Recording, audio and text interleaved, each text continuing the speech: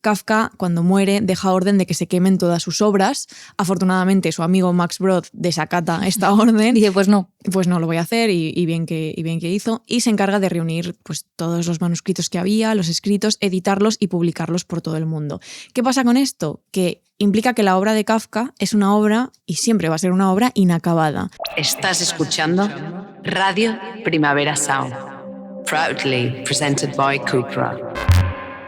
Hola, chicas. Hola, ¿qué tal? Es que me estaba preparando mentalmente, Inés. Porque preparando? estaba así como en posición de zen. Sí, eso me hace falta a mí, la posición de zen.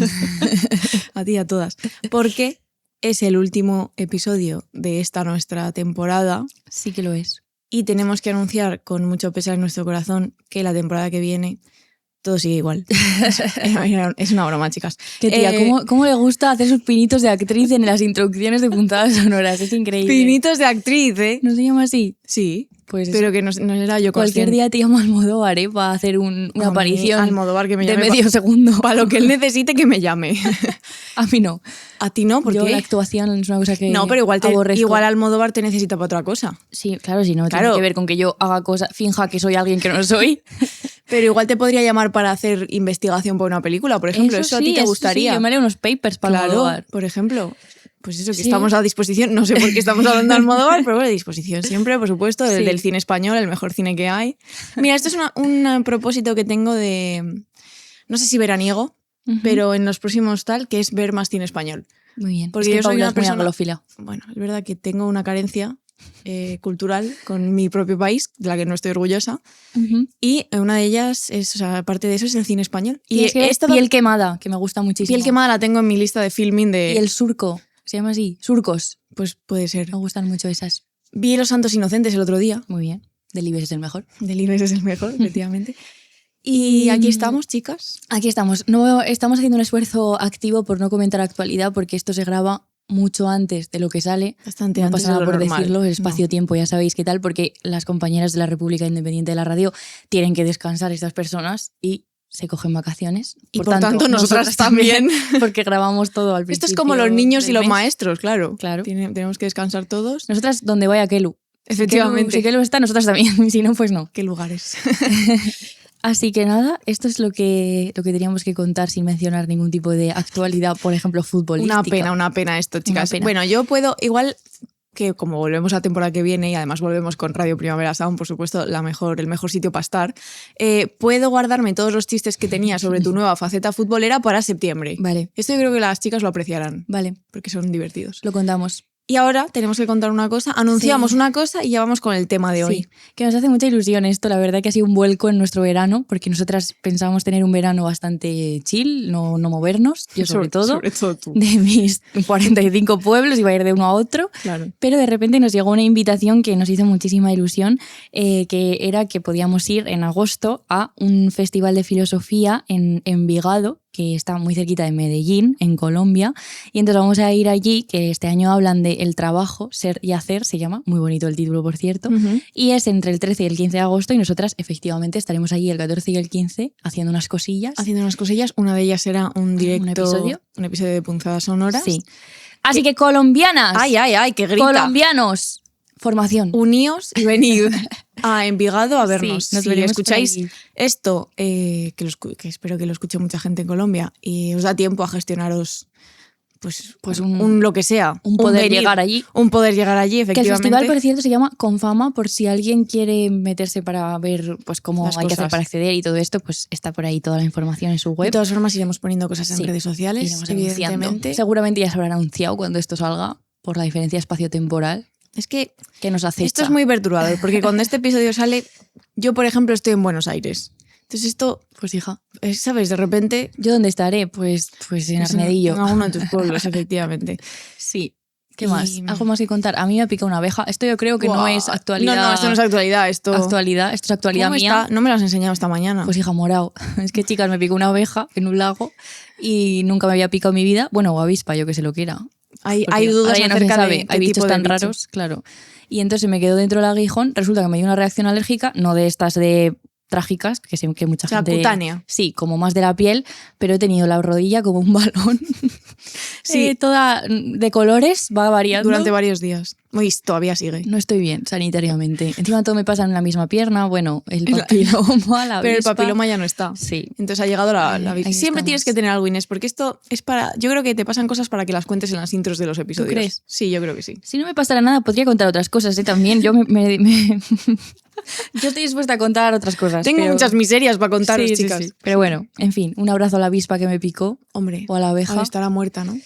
No se sabe. Yo no sé, las avispas sí mueren, las abejas no lo sé. No, las abejas son las que mueren cuando las abejas te mueren. dejan el aguijón. Pero las avispas mueren cuando pican también, ¿no? Las avispas normalmente no han dejado el aguijón, creo, pero es que ahora hay unas avispas extrañas por ahí. @biólogos En fin, y que biólogas. alguien nos aclare esto en los comentarios. Por favor. Y ahora ya sí vamos a empezar con nuestro tema de hoy. Vamos allá.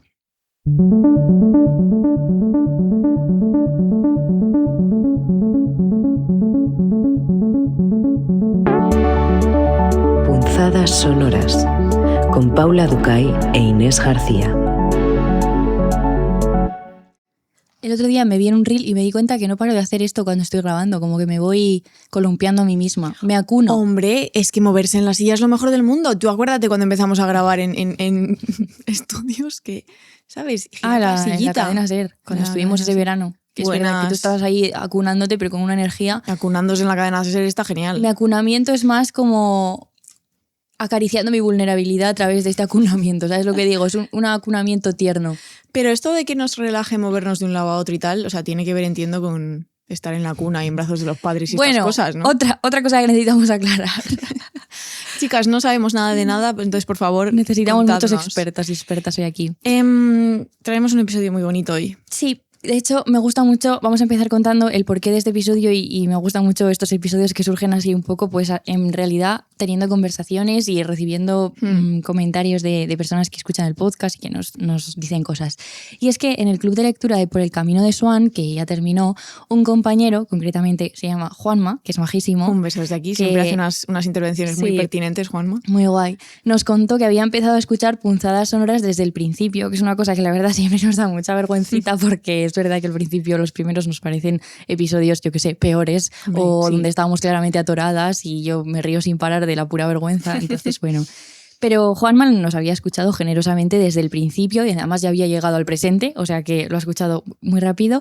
Y nos decía que al llegar a los episodios más recientes echaba de menos la presencia de Annie Ernaux, ¿no? Porque él ha vivido justo este momento en que estábamos completamente enajenadas Sí. y solo podíamos mencionar dos palabras que eran Annie Ernaux. Porque recordemos que tenemos unos Sí. episodios que están dedicados solo a la figura de Annie y tratamos diferentes facetas de su obra Sí, de también- manera muy pormenorizada, que fue bonito hacer eso también. Sí, y nos pilló en un momento en que estábamos leyendo toda su obra entre las dos y Mm. preparando muchos clubs, entonces eran lecturas que teníamos en ebullición en ese Sí, momento. muy presentes. Entonces estaban ahí. Como ya sabéis, ella es una de nuestras referencias más importantes, pero en cierto momento abrimos paso un poco a otras lecturas y otras ideas porque sentíamos que ya habíamos dicho muchas cosas sobre ella que no se le podía mencionar en cada sección de nuestros guiones y también teníamos un poco de miedo de repetirnos demasiado o aburrir a las personas que estaban al otro lado de ya basta, por favor, chicas. Sí, en plan, ¿no? no podéis hablar de otra cosa. Que no puedo, no, yo no me puedo imaginar que haya una persona que no quiera escuchar hablar de Annie Ernaux, pero supongo que la sabrá, no es Sí. broma. Claramente, No, pero pasa que cuando haces ese tipo Sí. de trabajos tienes... Y a veces, o sea, creo que es real este problema, ¿no? Como que todo el rato citas a las mismas personas sí. o todo el mundo está citando a las mismas personas y es como, bueno, ya, ¿no? Claro. O sea, intentemos también buscar, que es algo que nosotras hacemos activamente y creo que es bonito, buscar referencias de las que nosotras no sepamos nada, que se salgan de un canon estricto, no sé, cosas nuevas porque también eso enriquece. Sí, Pero justamente hoy queremos hablar de lo contrario. sí, y dejarnos un poco llevar por estas lecturas como Adriana Cabarero, que la descubrimos de repente de manera completamente Porque tú aleatoria. cogiste un libro en una Sí, librería. Me llamó la atención y pum, ¿no? Y esas Sí. cosas, abrir paso a esas cosas más allá de lo, pues eso, pues de lo establecido, de lo que todo el mundo está hablando en un momento, pues creo que también es relevante. Entonces, el comentario de Juanma nos recordó básicamente la importancia de pensar acerca de nuestra relación con las personas a las que admiramos profundamente, a las que leemos con frecuencia, incluso releemos, y cuyas ideas han pasado a formar parte de nuestro día a día, por decirlo de alguna manera, o de nuestra cotidianidad. Ujú. Nos queríamos preguntar qué han provocado en nosotras, qué lugar ocupan en lo que hacemos, con quiénes dialogamos cuando pensamos, escribimos, vivimos o leemos, o qué implica que existan estas figuras literarias a quienes claramente no conocemos en persona, aunque a Lani Yo a Lani sí. La hemos visto en persona, hemos estado en el mismo espacio, en el mismo edificio que ella, pero no podríamos decir que la conocemos en persona, por desgracia. Pero que tienen, ¿no? Pues a no conocerles personalmente, un papel muy relevante en nuestra vida. Sí, entonces antes de empezar a pensar sobre todos estos temas, queríamos regresar un poco por los pasos de nuestra admiración hacia Annie Ernaux, haciendo caso a Juanma. Entonces queremos ver con un ejemplo muy personal, que es pues esta autora para nosotras, qué queremos decir cuando hablamos de la admiración o de lo que supone leer a una persona pues hasta la extenuación y que esa persona pase a estar en tu vida, ¿no? Nos pasa con la Annie que sentimos su obra como un lugar que ya nos es conocido, y además en la obra de Annie Ernaux esto tiene mucho sentido porque su obra es una especie de mosaico o de mapa y todo está muy relacionado porque como es una obra muy autobiográfica, que Annie Ernaux me perdone por decir esto, pero bueno, está muy conectado con su vida, entonces, bueno, creo que hay muchas conexiones que se pueden trazar, incluso personajes o personas de las que habla que en un libro son muy distintas a otro, pero es la misma persona, no sé, hay muchas conexiones que se pueden hacer de manera bastante directa. También nos pasa que hay frases o fragmentos de sus libros que se han quedado con nosotras, que nos aparecen en la memoria cuando, no sé, algo activa es un recuerdo de aquello que leímos, de manera involuntaria, que diría Marcel Proust. Y luego muchos temas que nos resuenan con otros textos, que se integran como formas posibles de leer o de explicar la realidad. Pensamos en la clase, en el aborto. Yo, por ejemplo, cada vez que sale una noticia sobre que cambian leyes del aborto o que alguien menciona este tema, es que no puedo no pensar en el acontecimiento, ¿no? Muchos elementos de la obra de Annie Ernaux, como el yo colectivo, estas no etiquetas, pero figuras que aparecen mucho en su obra y que para nosotros han sido muy interesantes de explorar, como la transfuga social, la distinción entre los dominados y los dominantes, que evidentemente tiene mucho que ver con esto de la clase, lo que ella hace que son etnotextos, que es un concepto que no conocíamos hasta el momento en el que nos pusimos a investigar, o la idea de ser etnóloga de una misma, que es un poco lo que ella practica todo el rato en sus libros, este oficio de escarbar en su propia vida para ver cómo eran esos universos que ella ha dejado atrás y, bueno, qué pasaba ahí, ¿no?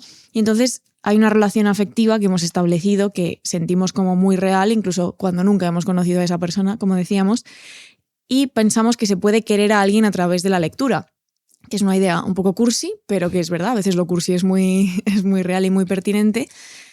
Y paréntesis, anécdota, Lucía Audio.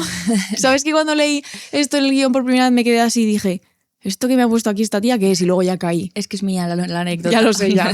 No, es que solo quería decir que creo que se ve muy bien todo esto que tú comentabas, que el otro día nuestra amiga Lucía, que nos hace vídeos maravillosos y es una... La maga de las redes sociales. Sí, y una guionista tremenda, me mandó durante la Feria del Libro de Madrid, o sea, hace ya un tiempo, me mandó un mensaje que era: quiero empezar a leer Annie Ernaux, ¿me puedes decir un poco por dónde? Y claro, yo dije, un momento, claro. Me senté, cogí unos cuchillos, ¿sabes? Mandé un audio de 10 minutos diciendo... Tal cual. Y me sentía grabando ese audio tan feliz, sí. O sea, que sentía ahí o sea, tan bonito que una persona te pregunte por algo que realmente te gusta y también pienses a ver a esa persona por lo que tú conoces que le puede gustar o le abras diferentes caminos para empezar a sumergirse en ese universo tan grande, tan interesante, tan distinto.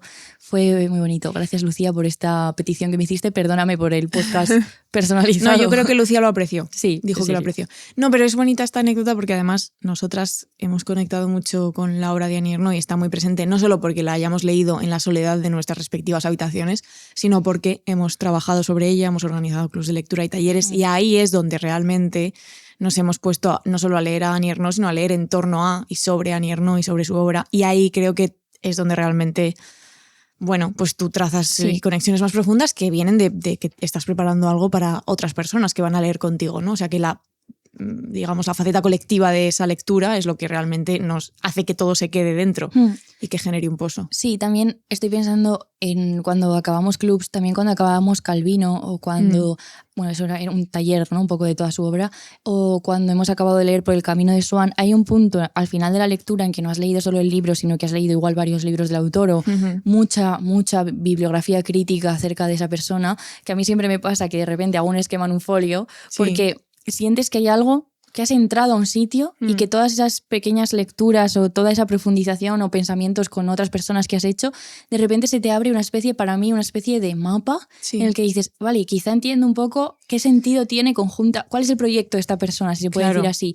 Y ese es un momento tan bonito. Es muy bonito. Tan bonito. O sea, como que vas más allá de la obra concreta, ¿no? O de las ideas específicas que igual aparecían en ese libro que has leído y dices, hay una especie de mosaico, de mapa mental, y es precioso sentirlo, que seguramente sea un 10% de todo lo que había hay en la cabeza de esa persona. Claro, pero sin duda. Sí, además pasa mucho más con autores que a través de su literatura proponen ideas, ¿no? Filosóficas. A mí el momento que vivimos eso con Calvino es uno de los momentos más bonitos de mi vida. Además a ti te pasó que empezaste a leer a Calvino y estabas un poco como, bueno, o sea, sí, bien, pero no tal, y luego una vez empezaste a leer sobre, dijiste, hostia puta. O sea, fue más, no solo sobre, sino que yo empecé con las novelas y a mí me flipó el ensayo. Claro, no el ensayo, pero los textos estos... Sí, las entrevistas borgianos también un poco.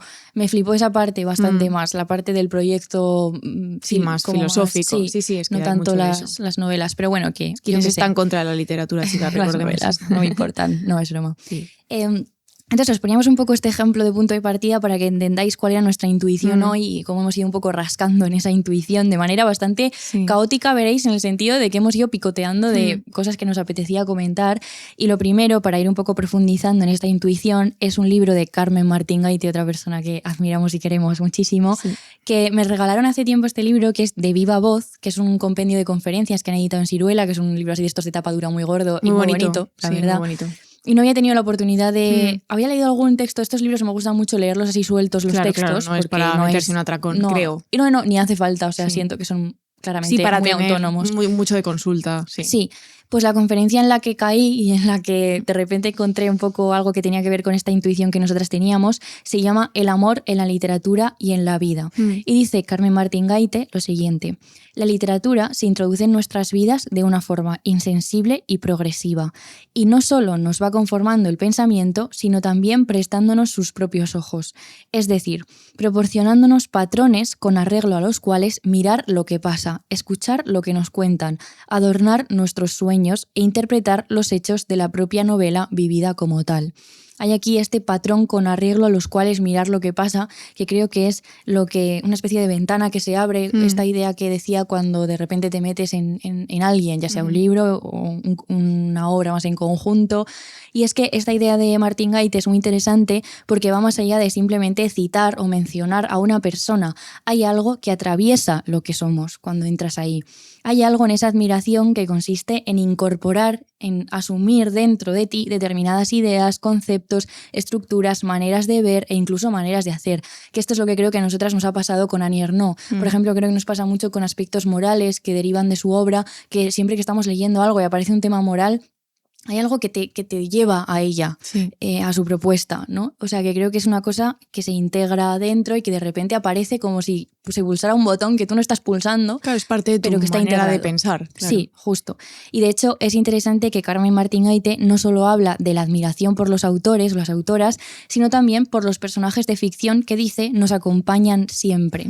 Incluso explica que los propios seres ficticios pueden invocar a otros personajes o narradores. Pensemos en estas novelas o historias en las que el personaje tiene un maestro o una persona a la que digamos que está vinculada, que le cuenta otras historias. Entonces hay una especie de diferentes capas de esas narraciones.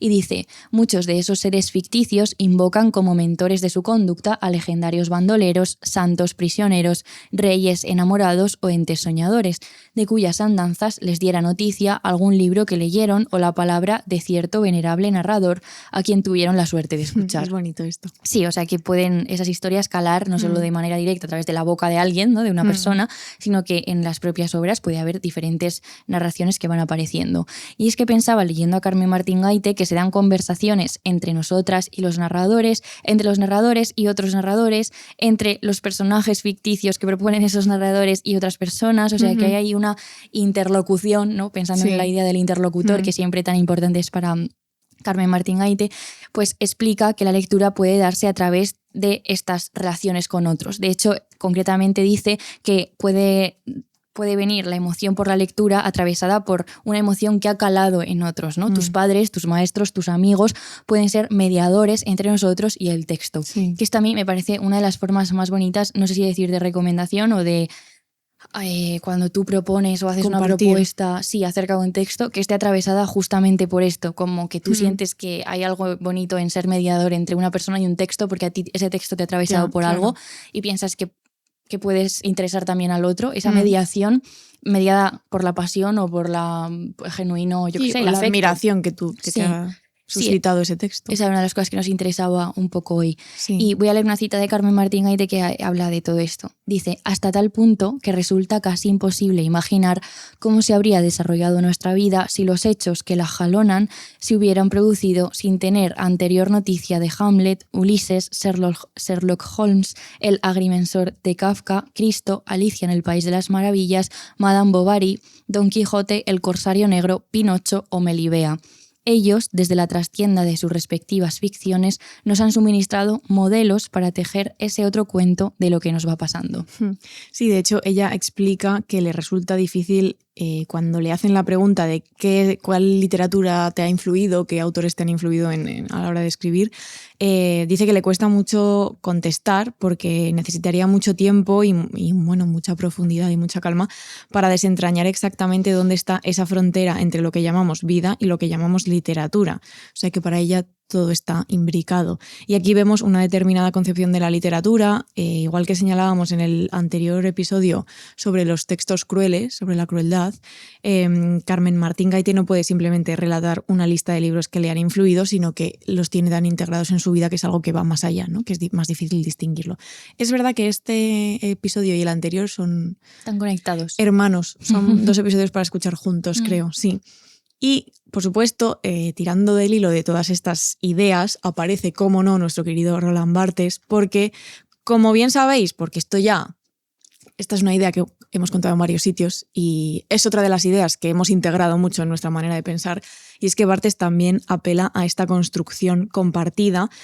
Por ejemplo, una cita que hemos mencionado muchísimas veces, que ya me da vergüenza, que proviene de este famoso texto que es La muerte del autor, donde Barthes dice: el texto es un tejido de citas procedentes de los 1000 focos de la cultura, ¿no? Como que él incide mucho en esto de que cada texto bebe de otros textos, y no solo textos, sino referencias culturales, otros autores, otras personas.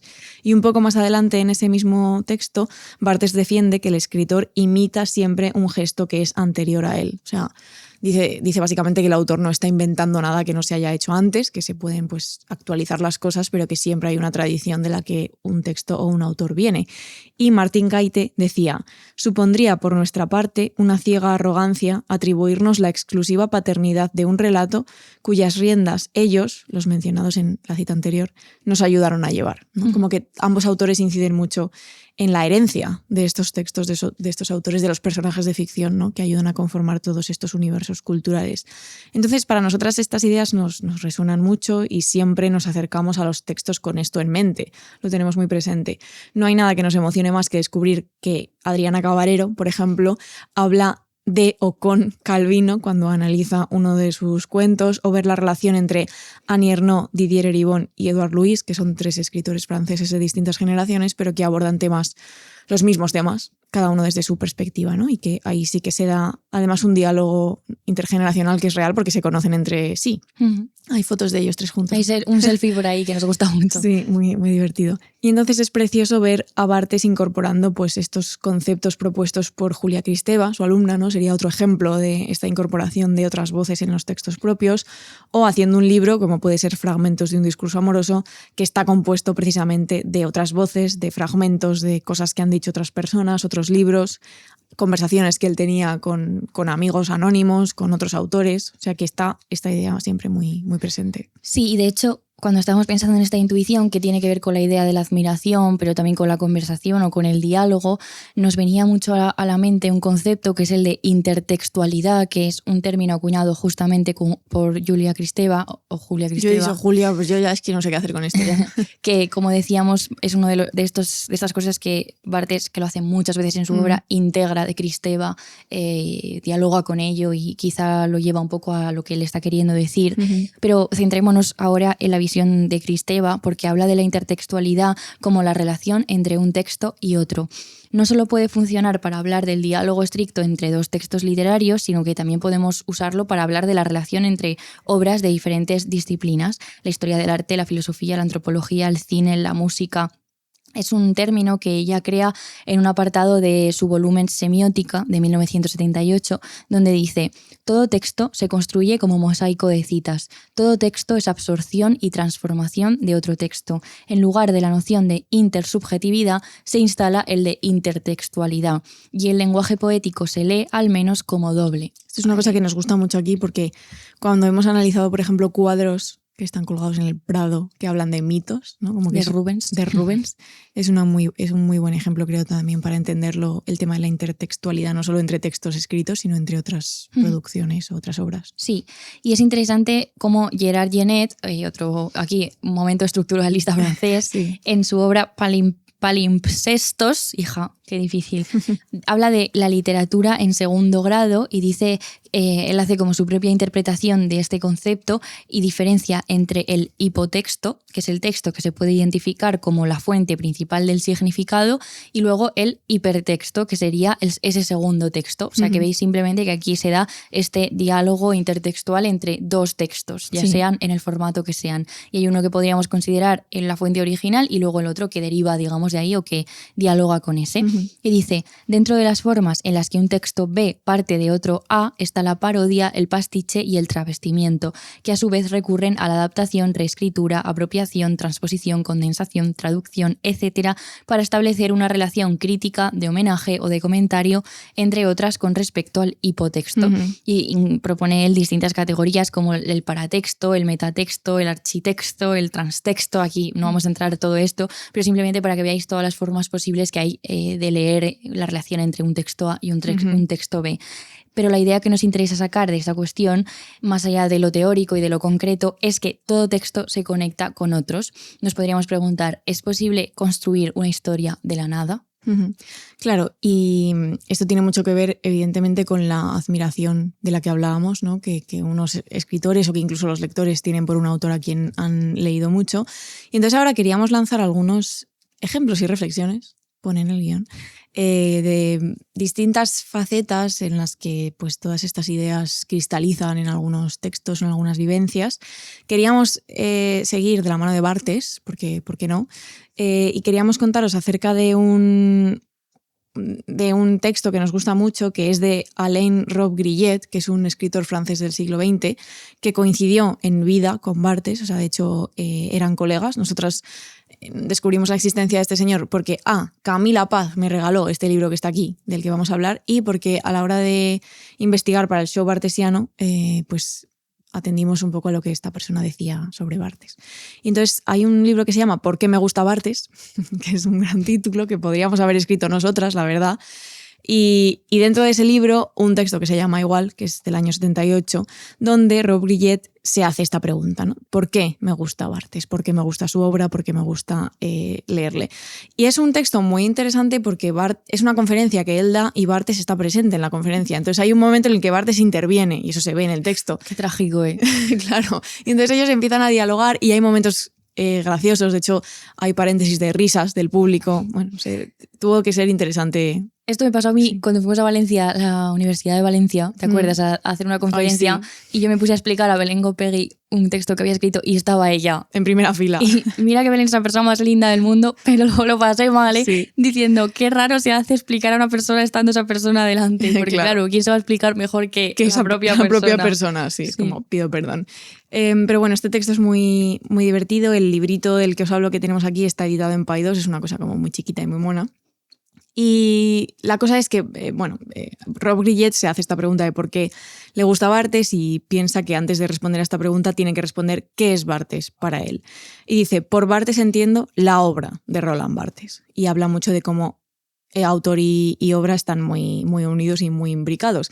Dice que la obra de Barthes es una obra que conoce bien, que ha leído, que ha incluso memorizado, porque cuando le gusta a un escritor tiene tendencia a intentar aprenderse sus textos de memoria y dice que es capaz de recitar a Barthes igual que podría recitar un texto propio. Rob Grillet habla de esta importancia de recitar estos textos que le gustan mucho. Para él es un ejercicio importante que acompaña a la lectura. Y dice, en el momento en que me recito un texto, en general dentro del cuarto de baño, tengo la impresión de mantener con él un contacto mucho menos distraído y mucho más íntimo que en el momento en que lo leo. Porque dice, esta es una idea bastante interesante, que se puede leer de manera distraída, pero que no se puede recitar de manera distraída. O sea que cuando tú recitas, por fuerza estás haciendo memoria y por tanto por fuerza estás concentrada. Dice también, dándole vueltas a esta pregunta de qué es Barthes para él o de por qué le gusta Barthes, que aunque ellos dos son amigos, cuando lee la obra de Barthes cada vez le cuesta más separar al autor del personaje, ¿no? Barthes autor y el personaje que a veces aparece en los libros de Barthes, como por ejemplo Roland Barthes por Roland Barthes, ¿no? Que es un libro del que luego hablaremos. Entonces, cuando le está leyendo, intenta olvidar que conoce a Barthes personalmente, pero le pasa que Barthes aparece todo el rato en sus propios textos. Y dice Rob Grillet, las relaciones que mantengo con él son entonces relaciones de individuo a individuo, de cuerpo a cuerpo. O sea que la admiración que siente por Barthes, para él es una cosa muy íntima, una cosa muy individual y casi una cosa física y corporal. Hay mucho acerca del cuerpo en esta relación que explica Rob Grillet, teniendo a Barthes delante, que también es una cosa curiosa. Y dice que cuando lee a Barthes tiene la sensación de que tiene una relación con un cuerpo, con unas pulsiones y dice con cosas no limpias. Interesante. Sí, el texto se convierte entonces en portador de un cuerpo y dice, esta palabra, Barthes, me plantea ya un problema insoluble. La palabra encierra una contradicción. Esta es una de las frases que están en nuestro show barthesiano, la hemos robado. Y es que Rob Grillet, tirando de este hilo de quién es Barthes, por qué le gusta y cómo se relaciona con su obra, dice que en Barthes él observa una relación de tensión y de contradicción entre el personaje y el texto, y Rob Grillet siente que Barthes está dentro de su texto y Barthes está contra su texto. Es una cosa también como muy abstracta, pero creo que encaja muy bien con lo que Barthes hace en su obra. Dice, las relaciones que mantengo con esta obra-personaje, este texto-persona, este texto-cuerpo, que son relaciones de novelista a novelista, definen un cierto tipo de relación amorosa, de contacto afectuoso. O sea que en esta tensión que él percibe en la obra de Barthes también está esta relación, este vínculo casi afectivo que él establece cuando lee a Barthes o cuando recita a Barthes en su cuarto de baño. Dice también que no puede responder a por qué le gusta a Barthes, que solo puede responder al cómo, y se pregunta, ¿qué ocurre cuando uno de sus textos da vueltas en mi cabeza? ¿Cómo vivo con ese texto? Y esta es un poco una de las preguntas que quizás vertebrarían nuestro episodio de hoy, ¿no? Que todo esto que ya hemos dicho, ¿qué sucede cuando el texto de una persona se mete tan dentro de mi médula que lo llevo conmigo todo el rato, ¿no?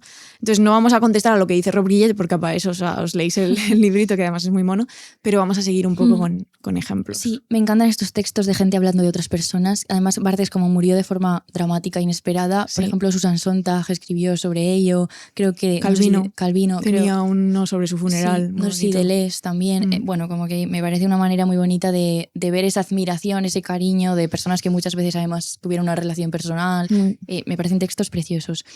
Ahora queríamos ver otro ejemplo que hemos llamado Lectores o amantes de Proust, que tiene que ver de nuevo con nuestro club de lectura Por el camino del Swan, porque allí explicábamos a los asistentes que siempre habíamos sentido un gran vacío por no leer a Proust.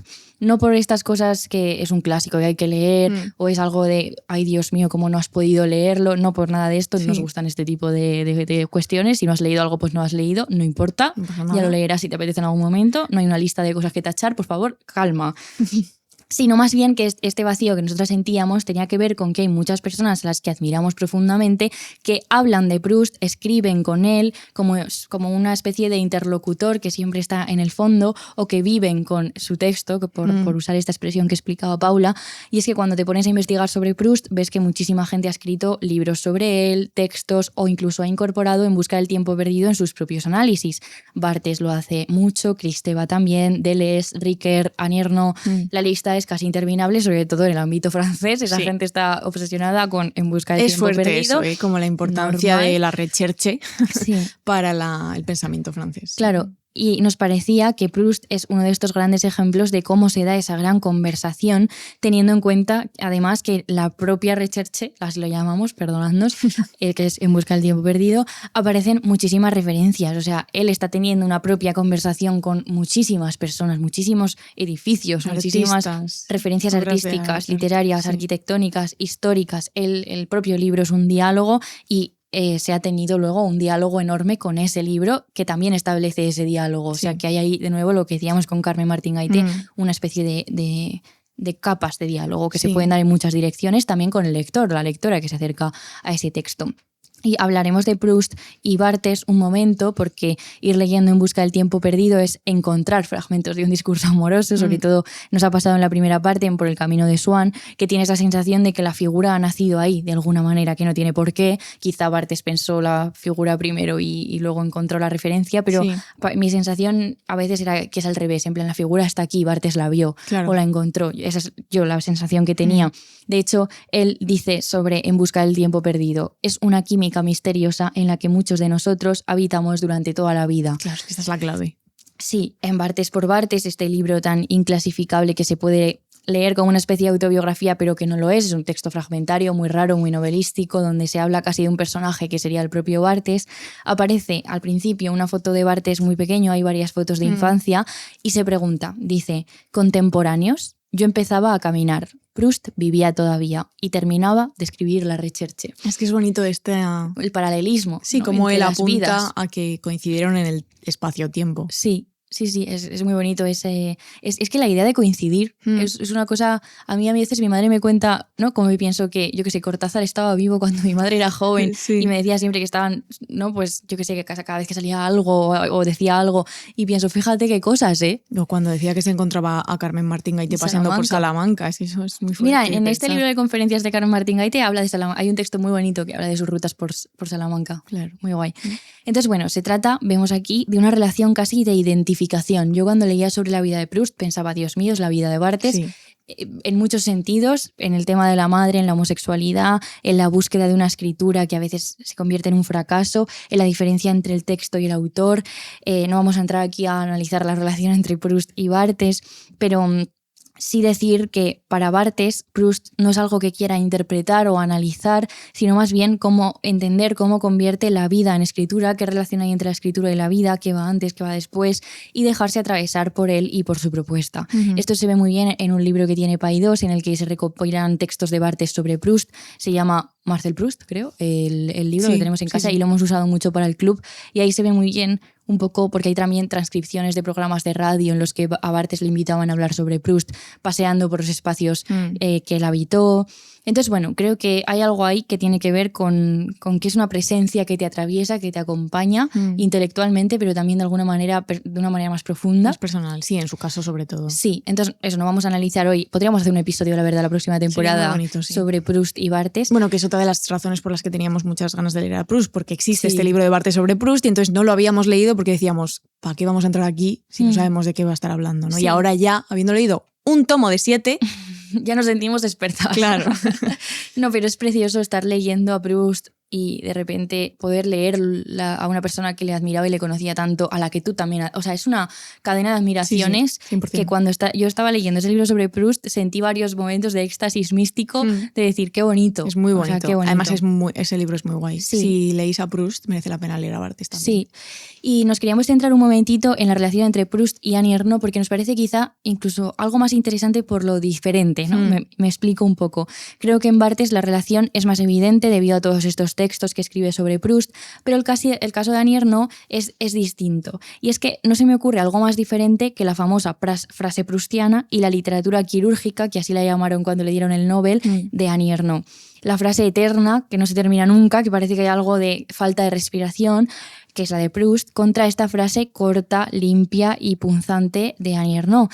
O sea que la sensación que tenemos es que, por lo menos formalmente o estilísticamente o en cómo usan el lenguaje, toman caminos de escritura completamente opuestos. Y sin embargo siento que dialogan de alguna forma, incluso por oposición. Esto me sirvió para reflexionar acerca de que una persona también te puede influir mucho en tu proyecto, pero quizá a la hora de desarrollarlo tú decidas hacer otra cosa. Claro. O sea, no seguir su camino, escribir desde otro sitio. Y eso también es una forma quizá de influencia. Intentar, o sea, porque admirar a una persona, que una persona sea una referencia para ti, no significa imitarla, Claro. no significa intentar hacer lo mismo, sino que para muchas personas significa dejar que te atraviese para tú encontrar tu propia manera de escritura o de voz o de lo que sea. Y en este sentido podríamos pensar qué elegimos y qué rechazamos cuando estamos construyendo nuestra propia voz, nuestra propia vida, nuestra propia mirada, y si es el rechazo también una forma de influencia o diálogo. 100%. Porque pese a esta diferencia en el lenguaje, sí que vemos muchas cosas que coinciden entre ellos, como puede ser la importancia de la memoria, ese intento casi desesperado por recuperar el tiempo perdido. Pensaba muchísimo leyendo Por el camino de Swan en Los años, este libro de Annie Ernaux, en el que a través de diferentes fotografías que no aparecen pero que ella describe, va contando un poco su vida desde su nacimiento hasta ese momento, que creo que es 2008. No solo su vida, sino además es la vida de Francia. La vida de Francia y de una persona, porque se distancia bastante en esa, creo que es una tercera persona, que a veces se vuelve primera del plural. Que es raro que ella haga tercera persona. Sí, pero lo interesante de Los años y lo que a mí me voló la cabeza en su momento es el principio y el final, que de repente la tía se pone poética, que nunca lo hace, me parece, o sea que creo que es una escritura muy única esa de Los años. Y esta frase que siempre citamos y que siempre nos acompaña, que aparece, que es: todas las imágenes desaparecerán. Y el principio del libro es una lista de todas estas imágenes que desaparecerán. Por ejemplo, todas las imágenes crepusculares de los primeros años, con los charcos luminosos de un domingo de verano, las de los sueños en los que resucitan los padres muertos, en los que caminamos por rutas indefinibles. Es que es tan extraño que ella haga esto y lo hace tan bien encima, o sea, porque se aleja de la escritura quirúrgica que también ejecuta y luego te hace esto y dices, tía. Y además, es que, tío, o sea, el principio y el final de Los años, de verdad, leedlos, aunque solo sea eso, porque luego en Los años... Nosotras a los talleres llevábamos mucho justo eso, el principio y el final, para mostrar un ejemplo de esta escritura. Porque Los años es verdad que de todos los libros de Annie Ernaux, como si alguien fuese a empezar a leer Annie Ernaux, nunca le recomendarías Los años. Es de los un libro duros. Quizá más pesado y que... Sí. A no ser que de repente te interese mucho la historia de Francia o como la parte más cultural de Francia. Sí, pero hay muchas referencias como país que no pillas. O sea, porque claro. atiende mucho a sonidos, anuncios, momentos políticos, o sea, muy... Bueno, pues de un momento de la historia del país muy concreto. Claro. Pero es que este principio y este final que nos ha regalado esta persona son impresionantes. Y es que ambos autores piensan sobre el pasado y la memoria, ambos son de alguna manera repositorios de esa memoria a través de la escritura, reconstruyen la vida a través de la memoria, y dice Ernaux en esta parte de Los años: nuestra memoria está fuera de nosotros en un soplo lluvioso del tiempo de Proust. Sí. También ella fue profesora de literatura francesa, creo que en institutos, y enseñaba a Proust. De hecho, por ahí me costó un poco encontrar acerca de si ella había dicho algo concreto sobre Proust, y es verdad que sí que vi que decía: me leí En busca del tiempo perdido entero en varias ocasiones de su vida, y explica un poco por qué. O sea que hay una relación claramente de lectura, de relectura, de enseñanza y de incorporación en la propia escritura, o sea que son muchos niveles también. Y ya para terminar con esto, con esta relación entre Annie Ernaux y Proust, vemos lo que veíamos en Carmen Martín Gaite, también por seguir trazando hilos, que es que ella se lee a sí misma a través de los personajes que aparecen en la obra de Proust. En Perderse, este libro diario en el que digamos que aparece toda la aventura amorosa con el ruso día a día, no tanto como en Pura pasión, que es ya lo que hace es un poco... Bueno, es la forma novelada. Ya está con la onomatopeya de Marras, tío. Sí, es la forma novelada del diario. Sí, y está pasado por un colador, sí, o sea, totalmente. Porque en Perderse está todo, sin embargo en Pura pasión ya está más de otra manera. Pues en Perderse encontramos explícitamente esta influencia de Proust y se le menciona en varias ocasiones. Por ejemplo, hay escenas de En busca del tiempo perdido que están recreadas en el diario, y también citas como, por ejemplo: no hay que mostrar demasiado amor, esa es la ley proustiana, o para comprender el genio de Proust hay que haber vivido esto, estoy reviviendo verdaderamente La prisionera y Albertine desaparecida, que son 2 tomos de En busca del tiempo perdido. O ni siquiera pienso, como Proust, que bastaría un pequeño esfuerzo, un poco de voluntad para dejar de sufrir. Y también se compara con Swann y Odette, que son 2 personajes que tienen una relación amorosa en Por el camino de Swann.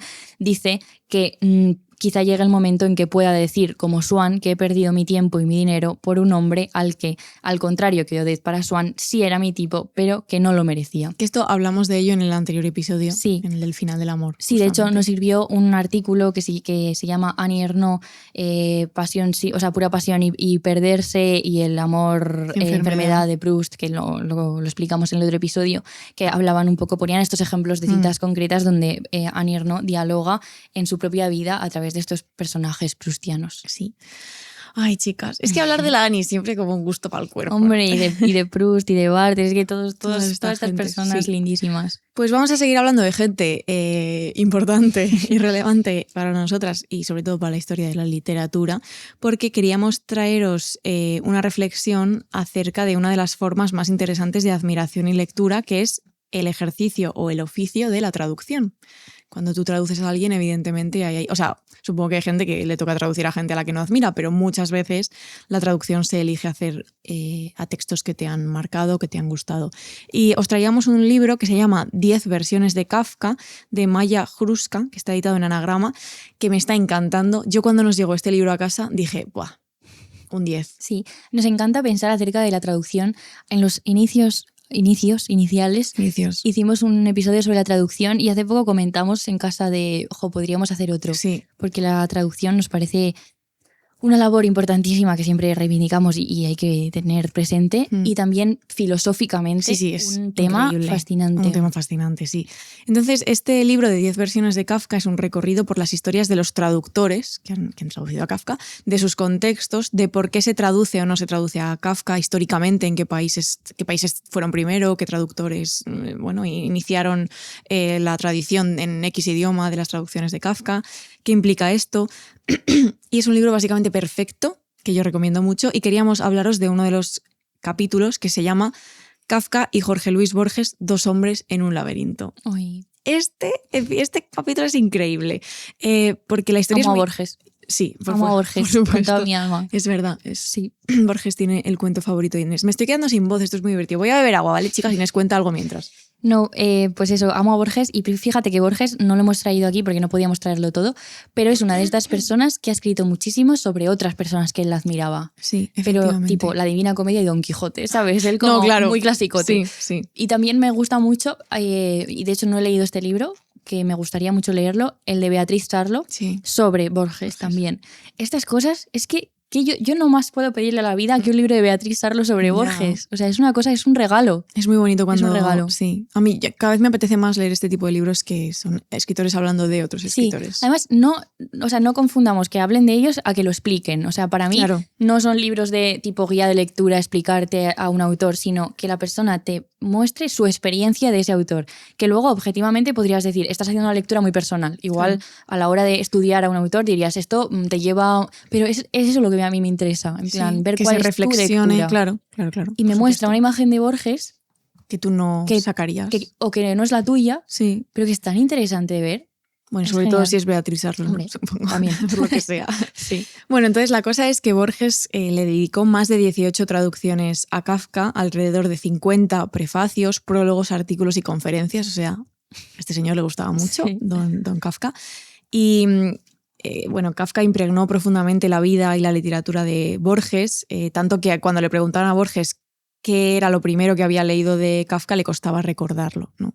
Cuenta Maya Hruska que Kafka ejercía sobre Borges una atracción en el sentido magnético y ferial de la palabra, que Borges construyó su obra como una galería de espejos, dice, concretamente el tipo de espejos que uno encuentra en una feria, es decir, los espejos que te deforman, y que mucha de esta esencia de Borges viene de haber leído la literatura de Kafka, ¿no?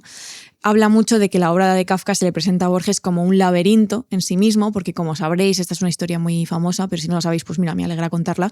Kafka, cuando muere, deja orden de que se quemen todas sus obras. Afortunadamente, su amigo Max Brod desacata esta orden. Dice, pues no, lo voy a hacer y bien que hizo. Y se encarga de reunir pues, todos los manuscritos que había, los escritos, editarlos y publicarlos por todo el mundo.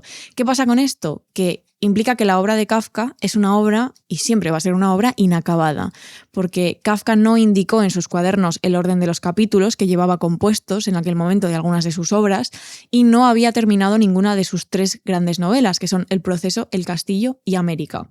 Entonces, el tomo de las obras completas de Kafka que Borges saca de la biblioteca es una reconstrucción que surge de los manuscritos que rescató Broz. O sea, no, esto es lo que hay. Claro, el escritor muere y la obra no está acabada, ¿no? Podríamos decir que la obra de Kafka es un golem. Claro, esto Borges, pues Peck, básicamente, ¿no? Y las novelas de Kafka literalmente no tenían fin, que es una idea a la que Borges estaba muy conectado con ella y le atraía mucho, ¿no? Porque estaba encantado con esto, porque los textos daban lugar a interpretaciones infinitas. Dice Hruska, el tema de lo infinito es la preocupación central de todo el imaginario borgiano, su piedra angular. Esto, a la mínima que hayáis leído algunos textos de Borges, se ve muy bien, ¿no? Dice Hruska, la cualidad de inacabadas de las obras de Kafka no representaba para Borges un obstáculo, sino una invitación a la resurrección permanente.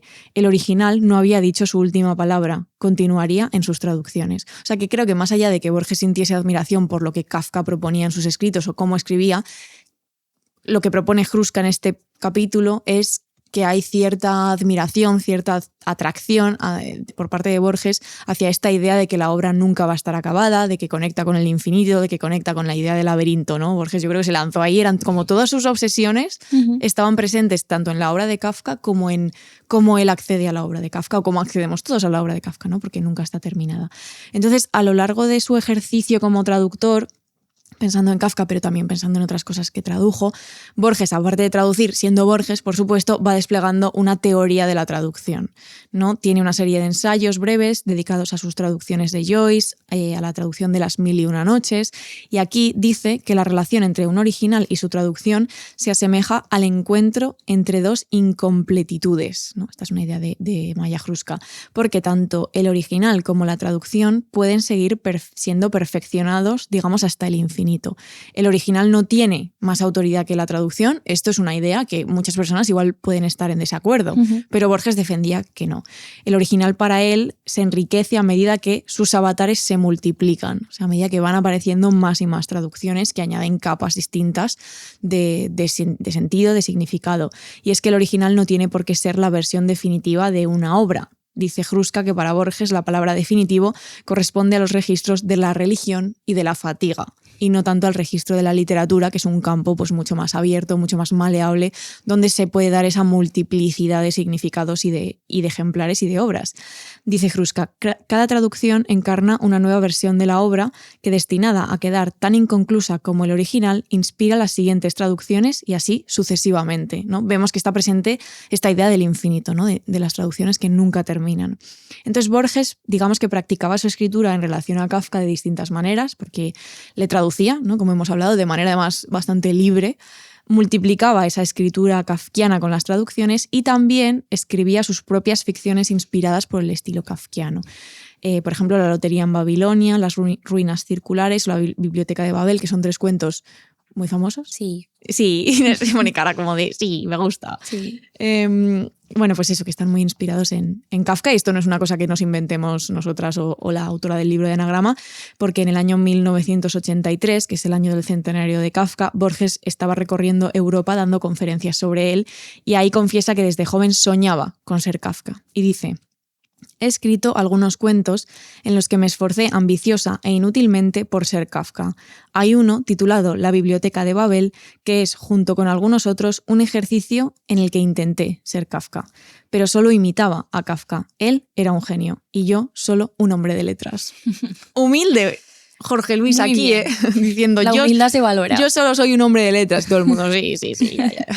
Qué guay, Entonces, la verdad. bueno, que nos gustaba traer aquí un ejemplo que tuviese que ver con la traducción, y cuando leí este capítulo dije, ay, es que encaja perfecto, ¿no? Como Sí. esa mezcla de admiración por un escritor, pero también de querer hacer algo a partir de esa obra que no está inacabada, ¿no? Sí. O sea, que no está acabada. Ya que hablamos de traducción, ya solo por mencionarlo, pero queríamos animaros a que investiguéis un poco acerca de la iniciativa que está haciendo ACE Traductores del sello de la traducción humana, Sí. para defender un poco el trabajo de traductores y traductoras frente a la inteligencia artificial, que hay muchas empresas que están decidiendo de repente intercambiar el trabajo que hace un humano, Sí. un ser humano, por el que hace la inteligencia artificial, y se está viendo cómo en esas traducciones hechas por la máquina se pierde muchísimo. Claro. De hecho, solo hay que ver los subtítulos de traducción cuando estamos viendo series y así, últimamente Sí. se nota mucho que están fatal hechos. Sí. Y ¿a quién admiraríamos si no fuera por el trabajo de los traductores y traductoras? Porque no entenderíamos más que a Delibes, de toda esta gente que hemos mencionado hoy. Sí, tal cual. Entonces, por favor, eso, que miréis lo que está haciendo ACE Traductores, que hacen un gran trabajo y muy importante. Sí. Para nosotras, desde luego, sin las traducciones no podríamos hacer nuestro trabajo. Así que, porque no hablamos todos los idiomas del mundo. Por suerte. Por suerte. Sería un grigal. Y ya para terminar, queríamos terminar un poco rompiendo con esta... Hemos estado un poco en un ambiente muy literario, muy narrativo, ligado a autores y a obras pues muy reconocidos. Y queríamos ver si esta admiración se puede dar más allá de lo estrictamente literario, entendido como un mundo, un universo, una disciplina. No sé si me explico.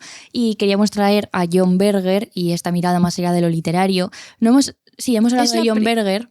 Vale, porque modos de ver. En su faceta de crítico de arte, que es verdad, más es verdad. ensayística. Hablamos de modos de ver en el episodio, en mi cabeza el episodio de Estela, ¿no? El episodio en el que hablábamos de Hasta aquí todo va bien, la novela de Estela Sanchis. Pero es verdad que no... Mira, John Berger es una nueva referencia que podríamos incorporar en nuestro catálogo de referencias, porque mucha gente nos lo ha recomendado, sus escritos, pero estamos todavía en ello. Sí, y de hecho yo estoy ahora introduciéndome por primera vez en su narrativa, en su novela. Sí. Concretamente en la trilogía de sus fatigas, que la encontré un día mágicamente. Y nos lo había recomendado muy encarecidamente Aida. Que le encanta a John Berger. Hotel Son de Mar, sí.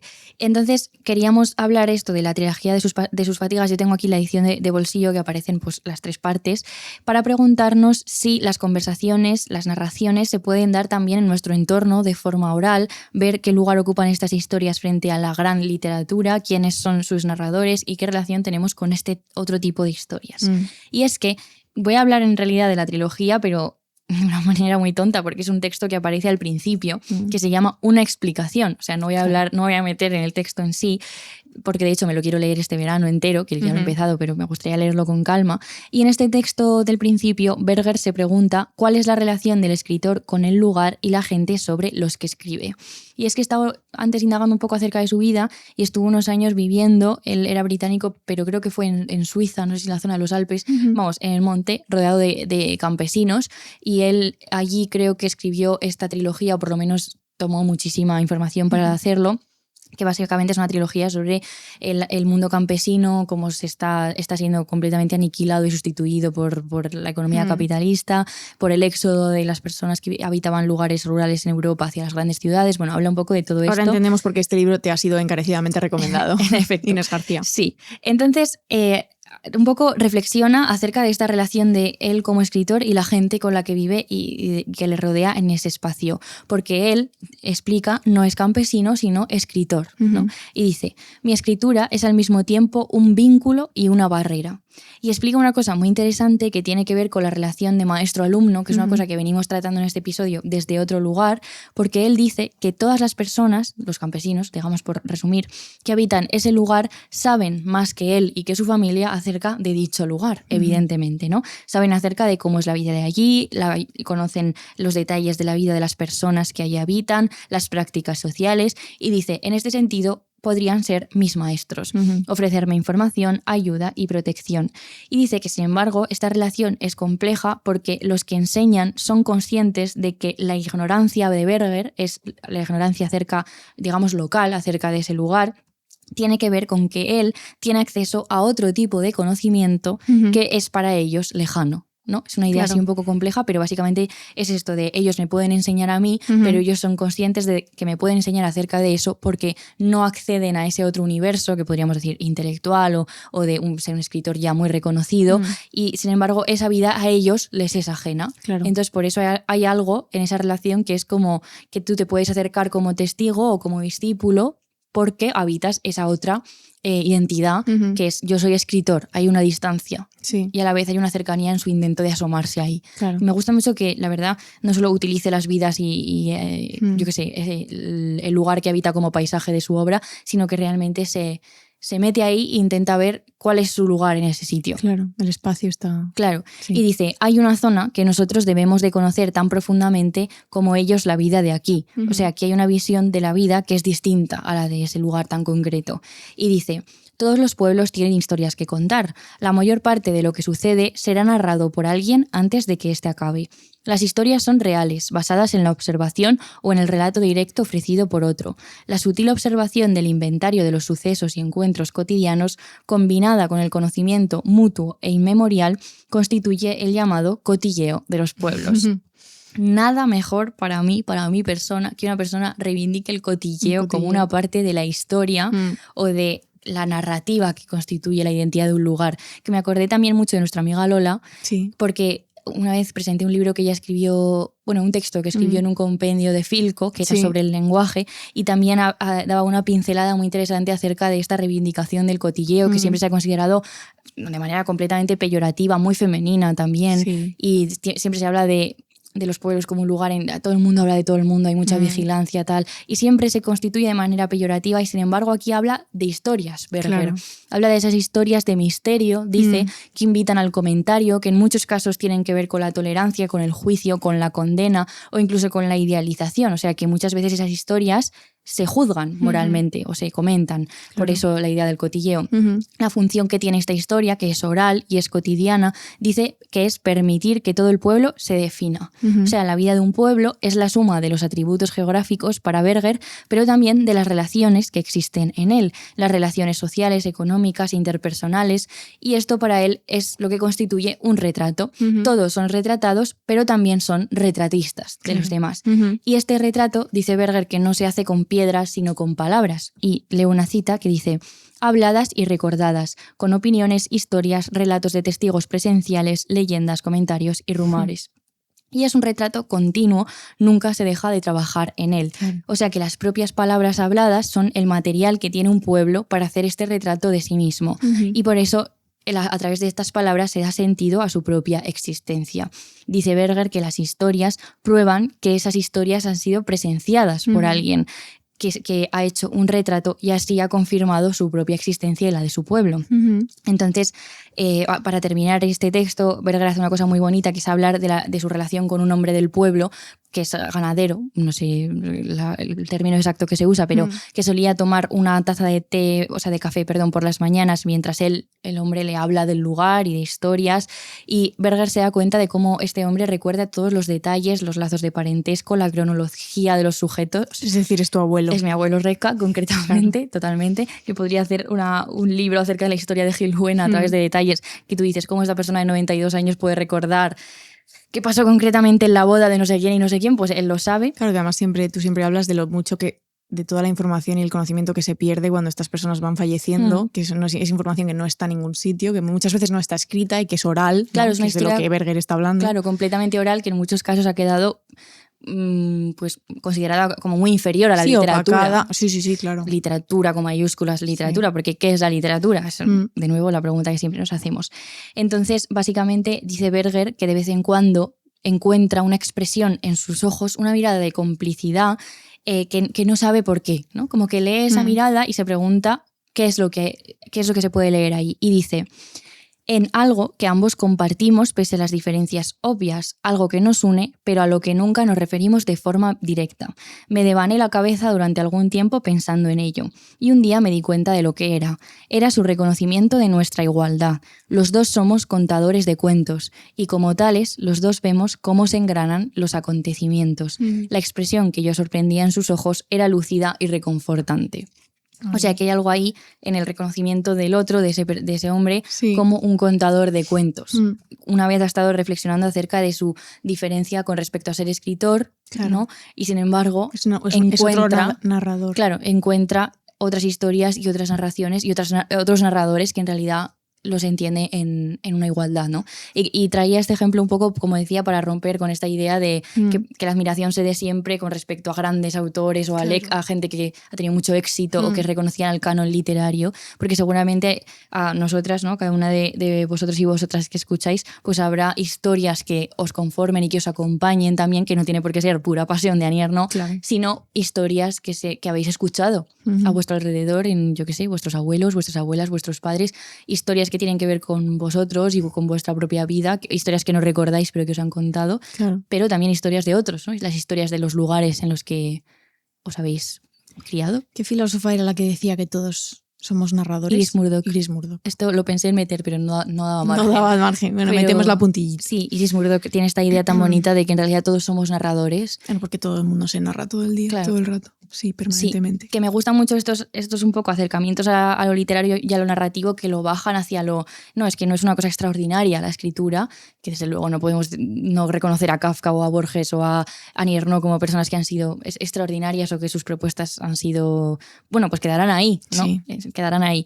Pero, sin embargo, no O sea, que es la solo capacidad de suya, narrar es una capacidad cosa claro. humana, quizá una de las cosas que más Total. nos distinga como animales humanos. Sí, y que no hay un abismo tan grande o tan insalvable entre la literatura con mayúsculas y lo literario, que a mí me interesa mucho más, la verdad. Claro. Lo literario o lo narrativo que esa gran literatura o ese canon. De hecho, aquí, para este guión, encontrábamos un montón de textos, pues yo que sé, de, ¿cómo se llama el tío este? El Bloom.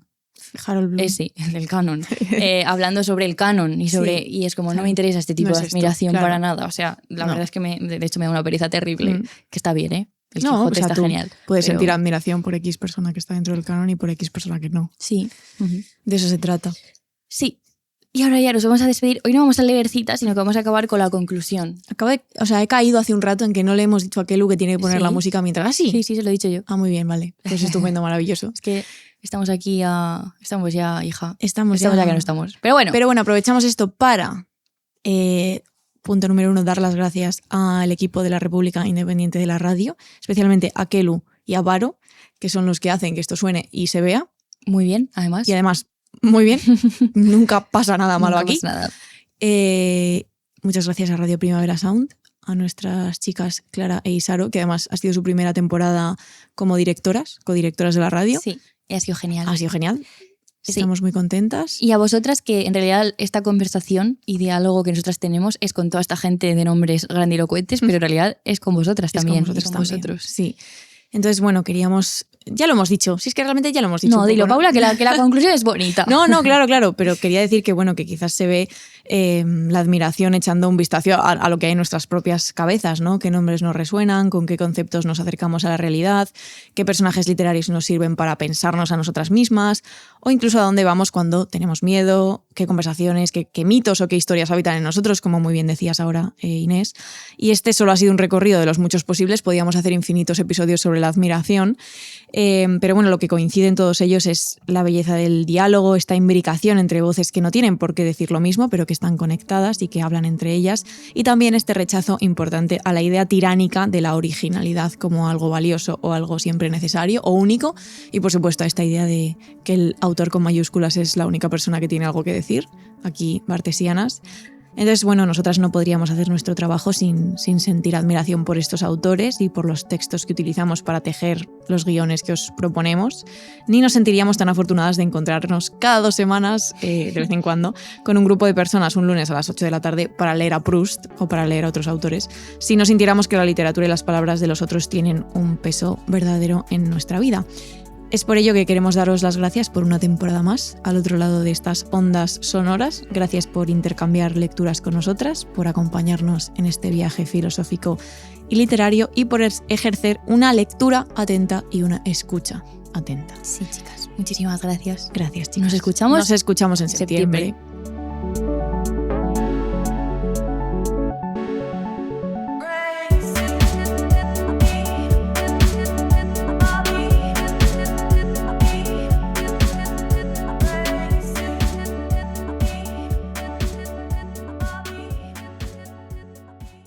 Estás escuchando Radio Primavera Sound, proudly presented by Cupra.